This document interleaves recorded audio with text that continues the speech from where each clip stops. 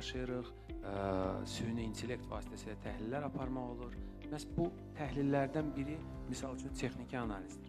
Texniki analiz deyəndə mən bir daha auditoriya qısaca izahını verim. Bu, bazardakı artıq vizual qrafiklərin izlənməsi və qiymətin riyazi əsasını hesablayaraq gələcəkdə qiymətin hansı istiqamətə gedəcəyini müəyyənləşdirmək üçün verilən qərardır. İlk bazara gələn yeni başlayanlar əlbəttə ki, fundamental analizə üstünlük verir.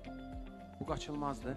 Çünki o zamanlar düzdür, personal kompüter belə əldə etmək çətin idi.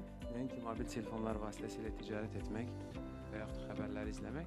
Amma bugünkü investor çox rahat bazara təsir göstərə biləcək iqtisadi indikatorların belə təhlili ilə rahat tanış ola bilir. Avtoritet olan bir çox mənbələrdən qiymətin daha böyük ehtimalla hansı istiqamətə gedəcəyini müəyyənləşdirə bilir.